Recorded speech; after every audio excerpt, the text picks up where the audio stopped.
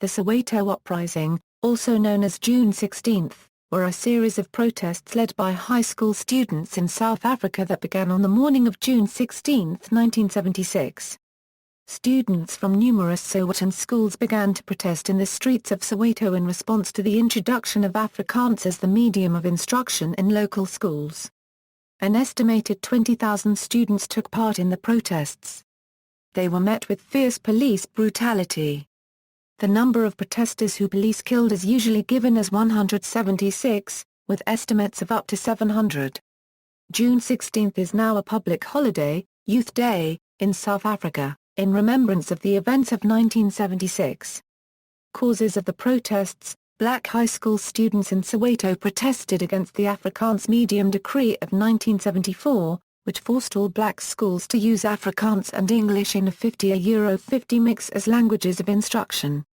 The regional director of Bantu Education, J.G. Erasmus, told circuit inspectors and principals of schools that from January 1, 1975, Afrikaans had to be used for mathematics, arithmetic, and social studies from Standard 5, according to the Afrikaans Medium Decree. English would be the medium of instruction for general science and practical subjects. Indigenous languages would only be used for religion instruction, music, and physical culture. In the late 1960s and early 1970s, the system began to weaken. The association of Afrikaans with apartheid prompted black South Africans to prefer English. Even the homeland regimes chose English and an indigenous African language as official languages. In addition, English was gaining prominence as the language most often used in commerce and industry. The 1974 decree was intended to forcibly reverse the decline of Afrikaans among black Africans. The Afrikaner-dominated government used the clause of the 1909 Union of South Africa Act that recognized only English and Dutch as official languages as pretext to do so. While all schools had to provide instruction in both Afrikaans and English as languages, white students learned other subjects in their home language. Punt Jansen, the Deputy Minister of Bantu Education at the time, was quoted as saying, "A black man may be trained to work on a farm or in a factory. He may work for an employer who is either English-speaking or Afrikaans-speaking, and the man who has to give him instructions may be either English-speaking or Afrikaans-speaking. Why should we now start quarreling about the medium of instruction among the black people as well? No, I have not consulted them and I am not going to consult them. I have consulted the Constitution of the Republic of South Africa. The decree was resented deeply by blacks, because Afrikaans was widely verweerd. In the words of Desmond Tutu, Bishop of Lesotho and later Dean of Johannesburg, was the language of the oppressor. Teacher organizations such as the African Teachers Association of South Africa objected to the decree. A change in language of instruction forced the students to focus on understanding the language instead of the subject material. This made critical analysis of the content difficult and discouraged critical thinking.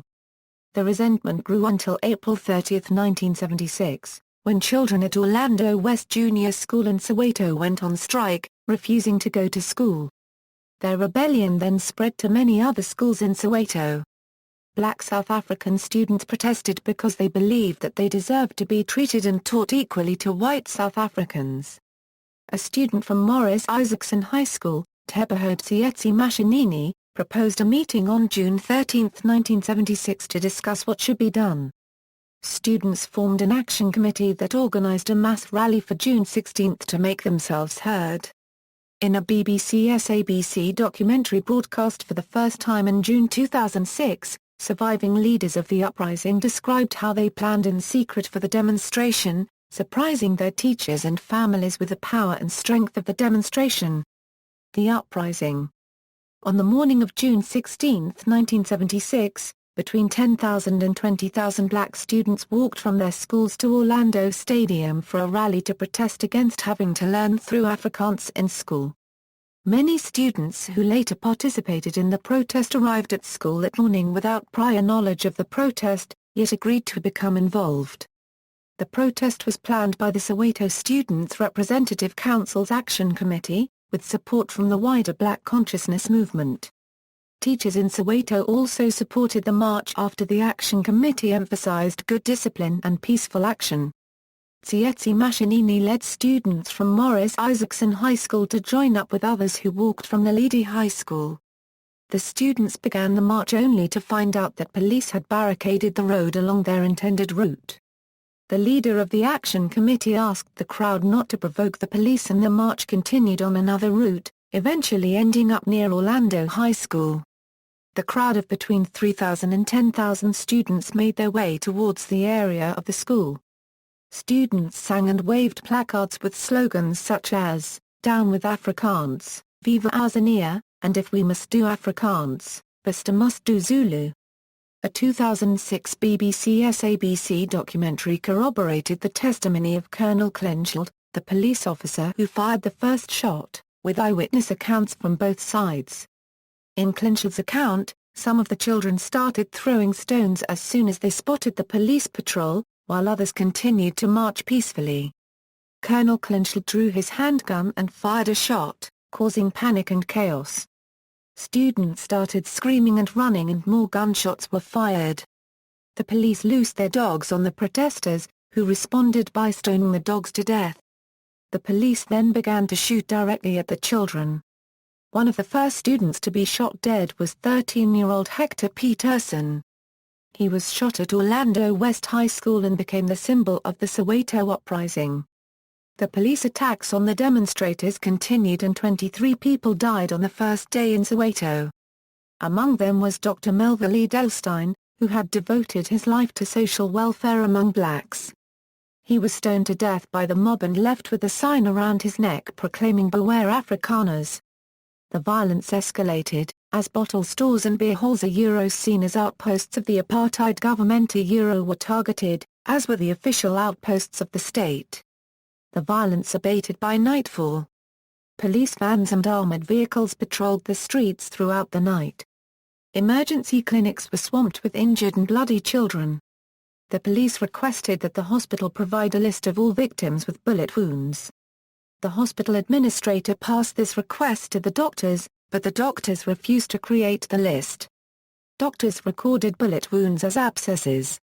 The 1,500 heavily armed police officers deployed to Soweto on June 17 carried weapons including automatic rifles, stun guns, and carbines.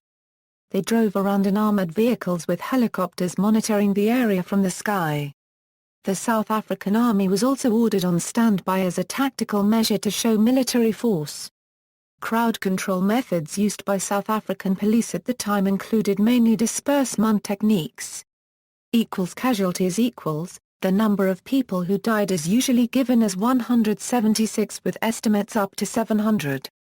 The original government figure claimed only 23 students were killed.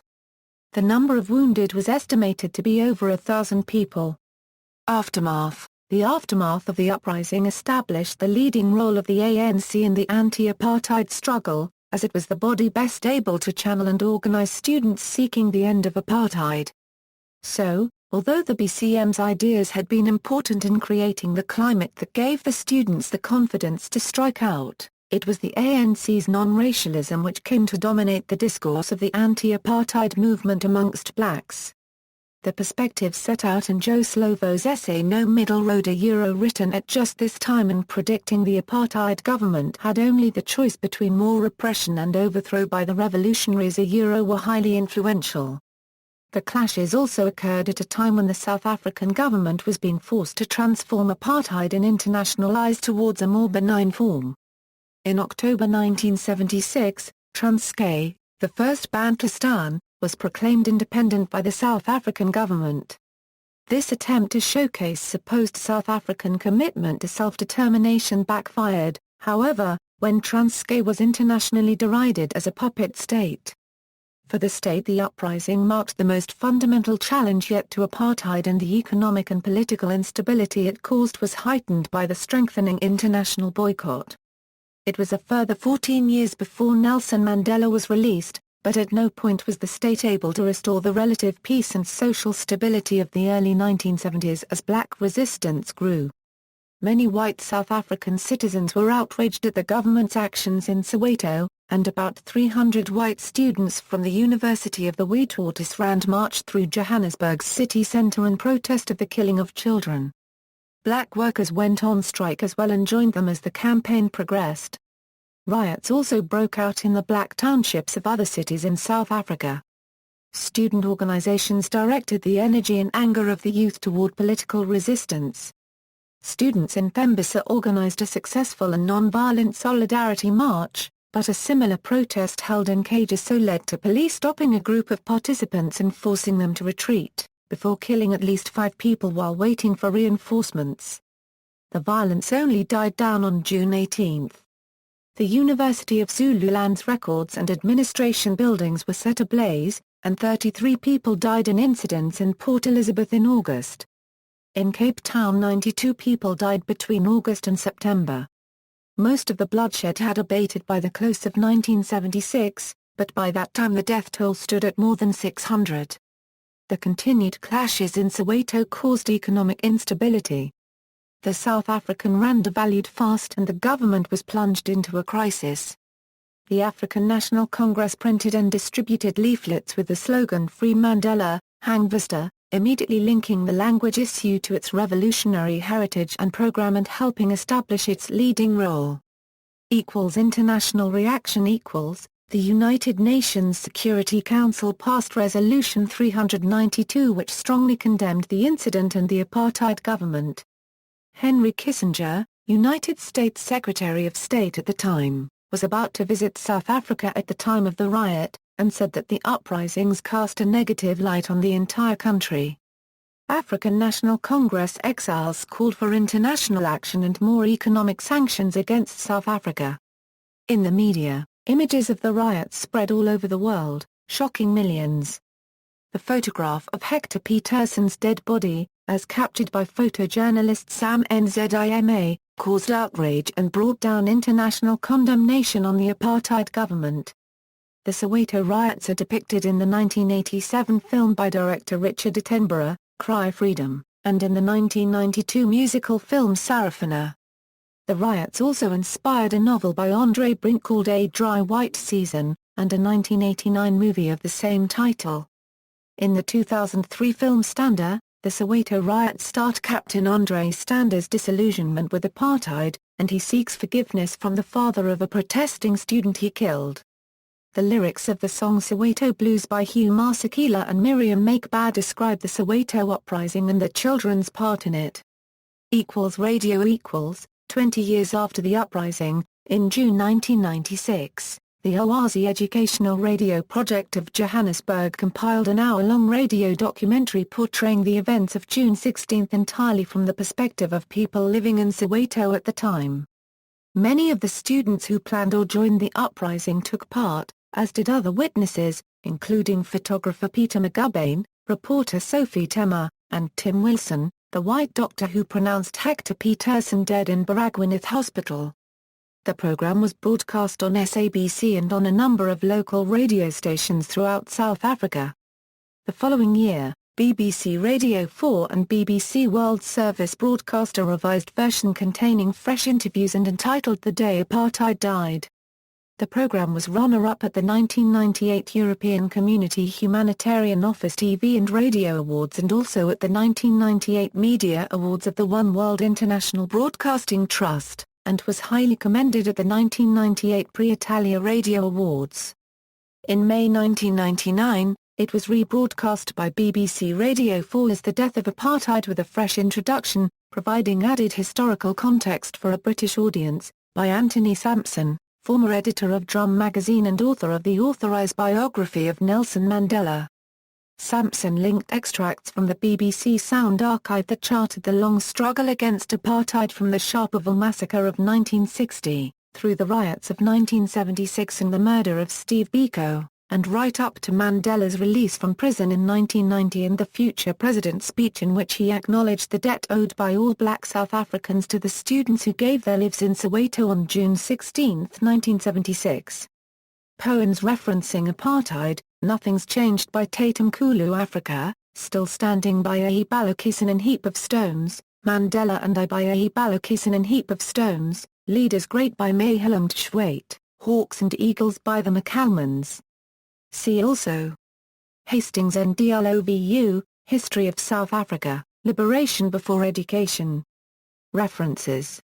External links: S. Africa marking Soweto uprising, a BBC, Guardian unlimited audio recording of Antoinette Sithole on the Soweto uprising, an extensive mashup with info on the events on June 16, 1976, Youth in the National Liberation Struggle 1894 1994 South African History Online, Helena Perland McCormick.